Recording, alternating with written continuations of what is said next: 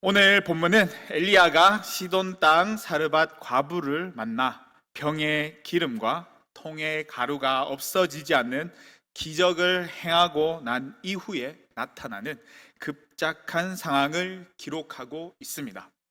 이러한 상황은 앞서 일어났던 상황과는 정반대되는 상황인데요. 어떤 의미에서 이런 상황을 축복 다음에 찾아오는 시련이라고도 말할 수 있습니다. 하나님께서 이렇게 하시는 이유는 기적이 가지고 온 풍요함 속에서 계속 안주하지 않고 변화할 수 있는 상황 속에서도 하나님만을 믿고 의지하며 나아가게 하기 위한 방법이었습니다. 중요한 것은 이와 같은 상황이 우리에게도 언제든지 주어질 수 있다라는 것입니다. 아마 여기 계신 우리 성도님들도 이와 같은 상황들을 다들 한 번씩 겪어 보았을 것입니다. 은혜 다음에 찾아오는 알 수 없는 이 시련은 우리로 하여금 하나님께서 우리의 삶을 날마다 간섭하시고 역사하신다는 사실을 알려주고 있습니다. 때문에 신앙생활을 하는 것이 항상 풍요로운 것만은 아닙니다. 오히려 환난과 역경으로 우리의 삶을 힘들게 할 때도 있습니다. 그래서 베드로는 베드로전서 4장 12절 이하에 이렇게 말씀하고 있는데요. 사랑하는 자들아, 너희를 연단하려고 오는 불시험을 이상한 일 당하는 것 같이 이상히 여기지 말고 오히려 너희가 그리스도의 고난에 참여하는 것으로 즐거워하라. 이는 그의 영광을 나타내실 때에 너희로 즐거워하고 기뻐하게 하려 함이다 라고 말씀하면서 그리스도인에게 언제든지 찾아올 수 있는 시련에 대해 당황하거나 놀라지 말라라고 권면하고 있습니다. 바울 역시 우리 가운데 찾아오는 환난과 시련을 이상하게 여길 필요가 없다라고 말씀하고 있는데요. 로마서 5장 3절과 4절을 보면 우리가 환난 중에도 즐거워하나니 이 환난은 인내를, 인내는 연단을 소망을 이루는 줄 알미로다라는 이 말씀을 통해서 이러한 환난과 시련이 가져오는 유익이 얼마나 큰지를 강조하고 있습니다. 베드로와 바울이 이렇게 말할 수 있었던 것은 믿음을 가지고 고난의 길을 먼저 걸어간 사람들의 삶을 하나님께서 그 삶을 인도해 주셨다라는 것을 알고 있었기 때문입니다. 하나님은 우리의 모든 상황과 형편을 다 알고 계십니다. 그 말은 어떻게 하면 당신의 계획과 뜻을 성취할 수 있는지를 알고 있다라는 것입니다. 모든 것을 다 아시는 하나님께서 당신의 계획과 뜻을 성취하기 위해 우리에게 시련이라는 고난을 허락하시는 것이고 그 속에서 당신의 일하심과 인도하심을 드러내고 나타내십니다. 오늘 본문 역시 엘리야에게 찾아온 시련을 통해 하나님께서 그 삶을 어떻게 인도해 주시는지를 보여주고 있는데요. 엘리야에게 찾아온 시련, 이 시련이 무엇이었나요? 그가 머물고 있던 집에 아들이 갑자기 죽는 사건이 일어나게 되는데 이 사건은 엘리야에게 큰 시련을 가져다 줍니다. 17절을 보시면 이 일 후에 그 집 주인이 되는 여인의 아들이 병들어 증세가 심히 위중하다가 숨이 끊어진지라 라고 말씀하고 있습니다. 이 사건이 엘리야를 얼마나 당황하게 하도록 한 사건인지를 보여주고 있습니다. 엘리야로 인해 그 집에는 놀라운 축복이 임했습니다. 이것이 변하여 낙심과 절망으로 변화되어졌는데요. 갑자기 찾아온 시련으로 인해 이전과 전혀 다른 반응과 태도를 보이고 있는 이 여인을 18절 말씀을 통해서 살펴볼 수 있는데 이 여인은 당신이 나와 무슨 상관이 있기로 내 죄를 생각나게 하고 또 내 아들을 죽게 하려고 내게 오셨나이까 라고 엘리야를 향해 원망하고 있습니다. 이 여인이 왜 엘리야를 원망하고 있는 것일까요? 자신에게 찾아오는 시련의 그 책임을 피하기 위해서 엘리야를 원망하고 있는 것입니다. 이는 우리의 모습과도 크게 다르지 않은데 우리 역시 시련이 다가오면 원망할 대상을 찾곤 합니다. 보통 그 대상이 누구입니까? 아마도 하나님인 경우가 많을 겁니다. 이러한 방법이 그리 좋지는 않지만 대부분이 주어진 상황을 받아들이지 못하기에 자신의 불쾌한 감정을 다른 누군가를 향해 원망하며 표출하고 있는 것입니다. 이렇게 불쾌한 감정을 표출함으로써 잃어버리게 되는 삶의 기쁨이 있는데요, 하나님의 사람으로 누려야 할 그 기쁨을 잃어버리게 됩니다. 그렇다고 해서 우리에게 찾아오는 이 시련이 무조건적으로 나쁘다라고만 말할 수는 없습니다. 왜죠? 이러한 시련을 통해 자신을 돌아볼 수 있는 계기를 가질 수 있게 되기 때문에 무조건 나쁘다라고 말할 수는 없는 것입니다. 이 여인의 경우를 살펴본다면 뜻하지 않는 시련을 통해 자신을 돌아보는 계기가 주어지게 되는 것을 살펴볼 수 있습니다. 간혹 우리에게 찾아오는 시련이 나의 죄로 인한 것인지 아닌지를 생각하곤 합니다. 이 여인도 다르지 않았습니다. 자신이 무슨 죄를 지었는지 정확하게 언급하고 있지는 않지만 하나님과의 관계에서 해결하지 못한 죄가 있었던 것으로 보여집니다. 그랬기에 아들의 죽음을 자신의 죄로 받아들이고 있는 것입니다. 이렇듯 우리에게 시련이 찾아옴으로 인해 우리의 제약된 행동들을 떠올리곤 합니다. 그러나 이것은 단순히 우리의 죄를 정죄하기 위해서 찾아오는 것이 아니라 우리의 삶을 돌아보게 하기 위해 찾아오는 것입니다. 하지만 이 여인의 반응은 그렇지 못했습니다. 여인은 자신의 배고픔을 해결해 준 그 사실을 까맣게 잊어버리고 오히려 엘리야를 원망하고 있는데요, 이러한 모습을 통해 이 여인이 얼마나 불신앙적인 삶을 살아왔는지를 알 수 있습니다. 이런 모습은 우리라고 해서 크게 다르지 않습니다. 우리 또한 주님을 믿고 의지하며 나아가지만 환경이 우리에게 불리하게 작용되거나 고난과 시련이 찾아올 때는 하나님을 찾고 부르짖기보다는 오히려 그 상황을 바라보며 원망하는 경우가 더 많습니다.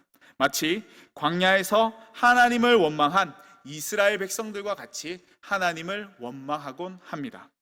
이스라엘 백성들은 누구보다도 하나님의 표적과 기사를 많이 경험한 자들이었습니다. 그들이 애굽에서 나오는 그 순간부터 하나님의 그 표적과 기사는 끊임없이 그들 가운데 나타났음에도 불구하고 그들에게는 불평과 원망의 소리만 남았습니다. 이러한 모습은 앞으로 그들이 얼마나 더 많은 원망의 소리를 낼 것인지에 대한 암시와도 같았습니다. 이렇듯 고난과 시련이 찾아올 때 기쁨으로 맞이한다라는 것은 결코 쉬운 일이 아닙니다. 그럼에도 엘리야는 그들의 조상들과 다른 태도를 보이고 있는데요, 어떤 태도를 취하고 있는지 한번 살펴보도록 하겠습니다. 첫째로 엘리야는 온유한 태도를 보였습니다. 여인의 아들이 죽었을 때 그 여인은 엘리야에게 내 아들을 죽게 하려고 내게 오셨나이까? 라고 원망을 했습니다. 만일 여러분이라면 어떻게 대답하시겠습니까? 아마 저라면 이렇게 이야기했을 것 같습니다. 아니, 내가 죽인 것도 아닌데 왜 그러십니까? 라고 말하고 그 자리를 훅 하고 떠나버렸을 것입니다. 그러나 엘리야는 그렇게 하지 않았습니다. 오히려 엘리야는 그 여인의 아들을 받아가지고 자기가 지내고 있는 위층 방으로 올라가서 그 침대에 눕혔습니다. 그리고 하나님께 부르짖는데, 내 하나님 여호와여, 어찌하여 제가 머무는 집에 이러한 재앙을 내려 그 아들을 죽게 하셨나이까? 라고 부르짖으며 기도했습니다. 그는 자신을 향한 불평과 원망의 소리를 하는 여인 앞에서 아무런 대응이나 변명도 하지 않았습니다. 오히려 그 문제를 끌어안고 하나님을 부르짖으며 기도하며 나아갔습니다. 정말 놀라운 모습이 아닐 수가 없습니다. 디모데후서 2장 24절을 보면 주의 종은 마땅히 다투지 아니하고 모든 사람에 대하여 온유하며 가르치기를 잘하며 참으며 거역하는 자를 온유함으로 훈계할지니라고 말씀하고 있습니다. 성경은 하나님의 사람이 갖추어야 할 자질로서 온유한 성품이 있어야 한다라고 강조하고 있습니다. 온유한 성품은 고통이나 억울함, 굴욕 속에서도 겸손히 참아내는 고상한 인격을 뜻하고 있습니다. 이러한 모습은 지금 엘리야가 행하고 있는 모습과 크게 다르지 않은데요, 자신에게 찾아온 시련으로 인해 하나님을 원망하려 하기보다는 오히려 하나님을 의지하며 나아간 모습이야말로 온유한 성품을 가지고 있는 사람만이 할 수 있는 행동입니다. 이렇듯 온유한 성품이 얼마나 중요한지를 보여주고 있습니다. 또 온유한 성품은 하나님의 백성이 가져야 할 성품으로서 이러한 성품을 가진 사람을 하나님께서 사용하십니다. 마태복음 11장 29절을 보면 나는 마음이 온유하고 겸손하나니 나의 멍에를 메고 내게 배우라 라고 말씀하고 있습니다.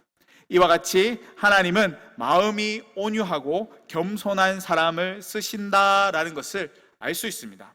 온유하고 겸손한 사람은 필요 없는 변론과 다툼을 버리고 하나님 앞에 가서 그 문제를 내어놓는 사람입니다. 자기 감정의 포로가 되어 분노의 포로가 되고 자기의 기질의 포로가 되는 사람은 하나님께서 쓰실 수 없습니다. 자기의 감정이나 기질, 분노를 극복하고 어떠한 상황 속에서도 참고 견디며 온유하며 그 상황을 직면할 수 있는 그 사람을 하나님께서 찾고 계십니다. 그 사람이 저와 여러분이 길을 바라고 계신다라는 그 사실을 기억할 수 있기를 바랍니다. 둘째로 엘리야는 하나님이 응답하실 때까지 기도했습니다. 엘리야는 기도의 사람이었습니다. 자신을 원망하는 여인과 다투지도 않고 그저 하나님께 부르짖으며 나아갔습니다. 언제까지 기도를 합니까? 그 아이가 살아날 때까지 기도하는데 결국에는 아이가 살아나게 됩니다. 엘리야는 아이가 살아나기를 바라는 간절함을 가지고 하나님께 기도하며 나아갔습니다. 이러한 기도의 습관으로 말미암아 나중에는 3년 6개월 동안 가물었던 이스라엘 땅에 비를 내리게 할 수 있었습니다. 빗방울이 떨어질 때까지 계속 엎드려 기도하고 있는 엘리야의 끈질긴 기도가 있었기 때문에 비가 내릴 수 있었던 것입니다. 엘리야는 이런 기도의 정신을 배운 자였습니다. 이러한 기도의 정신이 있었기에 자신에게 놓여진 상황에도 두려워하지 않을 수 있었던 것입니다. 중요한 사실은 엘리야가 우리와 다르지 않은 존재라는 사실입니다. 야고보서 4장 17절을 보면 엘리야에 대해서 기록하고 있는데 엘리야가 우리와 같은 성정의 사람이었음을 소개하고 있듯이 그의 좋은 성품과 공로로 비가 오게 하거나 오지 않게 하지 않았다라는 것을 말씀해 주고 있습니다. 그러면서 이와 같은 능력은 오직 기도밖에 없다라고 밝히고 있는데요, 이것은 엘리야의 끈질긴 기도를 통해 하나님의 능력이 나타났음을 말해주고 있습니다. 기도는 우리가 할 수 없는 불가능한 일을 가능케 하는 놀라운 하나님의 능력이 있다라는 그 사실을 잊지 마시고 기도에 힘쓰는 삶을 살아갈 수 있기를 바랍니다. 셋째로 엘리야는 다른 사람의 고난에 동참할 줄 알았습니다. 엘리야는 남의 짐을 대신 짊어지는 사람이었습니다. 그 말은 다른 사람의 고난에 동참할 줄 아는 사람이었다라는 것을 말해주고 있습니다. 본문을 보면 죽은 아이 위에 자기 몸을 세 번씩이나 펴서 엎드리고 하나님께 기도하는 모습을 보게 됩니다. 이것은 과부의 그 아들의 문제를 자기의 문제로 여긴 것으로 볼 수 있는데 남을 위해 기도해 준다라는 것은 그 사람이 안고 있는 마음의 부담과 마음의 짐을 내가 대신 끌어안는다라는 것을 의미하고 있기 때문에 자신의 문제로 여긴 것으로 볼 수 있습니다. 엘리야는 그렇게 모든 것을 끌어안고 기도했습니다. 우리 역시 엘리야와 같은 기도의 삶을 살아갈 수 있어야 하는데 엘리야와 같이 기도하기 위해서는 모든 것을 끌어안을 수 있어야 합니다. 우리가 나라와 민족을 위해서 기도할 때 나라와 민족의 죄악이 나의 죄악인 것처럼 그 죄악을 끌어안고 기도해야 합니다. 병든 사람을 위해서 기도할 때 그들의 아픔이 나의 아픔인 것처럼 아파하며 동일한 심정으로 기도해야 합니다. 이 외에도 다른 이들을 위해 기도하며 나아갈 때 모든 것을 끌어안고 기도할 수 있어야 합니다. 이렇게 다른 이들의 고난을 나의 고난으로 여기고 동참함으로써 그 문제가 남의 문제로 여겨지는 것이 아니라 내 문제로 여겨진다라는 사실을 기억하시고 기쁜 마음으로 동참하며 나아갈 수 있기를 바랍니다. 마지막으로 엘리야는 성령이 충만한 사람이었습니다. 열왕기하 2장 9절을 보시면 엘리야가 엘리사의 곁을 떠나기 전에 무엇을 해주기를 원하는지를 묻고 있습니다. 그때 엘리사는 엘리야에게 있는 성령이 행하시는 역사가 2배나 머물러 있기를 원한다라고 말했습니다. 그렇습니다. 엘리야는 영감의 사람이었습니다. 다시 말하면 그는 하나님의 성령에 붙잡힌 성령의 사람이었습니다. 때문에 그의 제자인 엘리사가 그와 함께하는 성령의 역사를 구한 것입니다. 엘리야의 후계자인 엘리사의 눈에도 엘리야의 생애 속에 넘쳐 흐르던 성령의 지배하심과 성령의 충만함을 보았던 것입니다. 그랬기에 엘리야에게 있는 성령 충만함을 구한 것입니다. 열왕기하 2장 15절을 보면 맞은편 여리고에 있는 선지자의 제자들이 그를 보며 말하기를 엘리야의 성령이 하시는 역사가 엘리사 위에 머물렀다라고 말하면서 그에게로 나아가 엎드려 경배했다라고 기록하고 있습니다. 엘리야의 영감을 구하던 엘리사에게 마침내 엘리야의 영감이 그 위에 머무르게 된 것입니다. 엘리야에게 늘 성령이 충만했으므로 후계자에게도 그 성령의 충만함을 물려줄 수 있었던 것입니다. 엘리야가 엘리사에게 성령의 능력을 물려줄 수 있었던 것 같이 우리 역시 자녀들에게 성령의 능력을 물려줄 수 있어야 하는데, 성령 충만한 삶이야말로 우리가 다음 세대에게 물려주어야 할 가장 귀중한 자산입니다. 이 성령 충만함을 물려주기 위해서는 우리가 먼저 성령 충만한 삶을 살아갈 수 있어야 합니다. 우리의 삶이 성령 충만한 삶으로 살아갈 때, 그때 비로소 다음 세대가 성령 충만한 삶을 살아갈 수 있게 된다라는 사실을 기억하시고 성령 충만한 삶으로 날마다 하나님과 교제하기에 부족함이 없는 삶을 살아갈 수 있기를 축복합니다. 누가복음에도 엘리야가 성령 충만한 사람이었음을 증거하고 있는데요, 누가복음 1장 17절을 보면 그가 또 엘리야의 심령과 능력으로 주 앞에 먼저 와서 아버지의 마음을 자식에게 거스르는 자를 의인의 슬기에 돌아오게 하고 주를 위하여 세운 백성을 준비하리라 라고 말씀하고 있습니다. 여기서 언급하고 있는 그는 바로 세례 요한을 가리키고 있는데요, 이는 세례 요한이 마치 엘리야의 심령과 같은 능력으로 역사하는 것 같다고 증언하고 있는 것입니다. 당시 세례 요한은 많은 무리를 이끄는 사람 중에 한 사람이었습니다. 그런 사람에게 나타난 그 능력이 엘리야에게서 나타난 것과 같다라고 증언하고 있는 것은 엘리야가 후대 사람들에게 얼마나 큰 인정을 받고 있는지를 알 수 있는 것이기도 합니다. 뿐만 아니라 예수님이 행하신 이적들을 바라보면서 많은 이들이 예수님을 엘리야로 오해할 정도로 유대인들에게 있어서 엘리야의 존재가 결코 가벼운 존재가 아니다라는 것을 알 수 있습니다. 이렇게까지 엘리야가 후대 사람들에게 인정받을 수 있었던 것 역시 그가 성령 충만한 사람이었기 때문입니다. 엘리야가 어떻게 남의 짐을 짊어지고 남의 고난에 동참할 줄 아는 사람이 될 수 있었습니까? 그가 성령 충만했기 때문입니다. 엘리야가 기도의 사람이 될 수 있었던 것도, 온유한 성품을 가질 수 있었던 것 역시 성령이 충만했기 때문입니다. 그가 성령 충만했기 때문에 자신에게 찾아온 이 시련을 잘 이겨낼 수 있었던 것입니다. 우리가 살아가다 보면 생각지도 못한 시련들이 우리를 힘들게 할 때가 있습니다. 그럴 때마다 여러분들은 어떻게 하시겠습니까? 또 어떻게 대처하셨습니까? 이제 엘리야의 모습을 떠올려 우리에게 찾아오는 이 시련을 이겨낼 수 있기를 바랍니다. 엘리야도 우리와 동일하다라는 사실을 기억하시고 그가 행했던 그 모습을 동일하게 행할 수 있도록 날마다 성령 충만한 삶을 살아갈 수 있어야 합니다.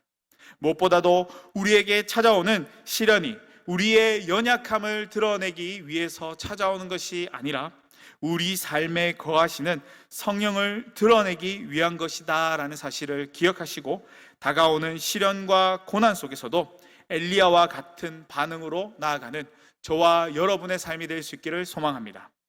그러기 위해서는 우리의 삶이 성령 충만한 삶으로 변화되어질 수 있어야 하는데요, 우리의 삶이 성령 충만한 삶으로 변화되어질 수 있도록 날마다 말씀과 기도로 나아가기에 부족함이 없는 저와 여러분의 삶이 될 수 있기를 주님의 이름으로 간절히 축복합니다.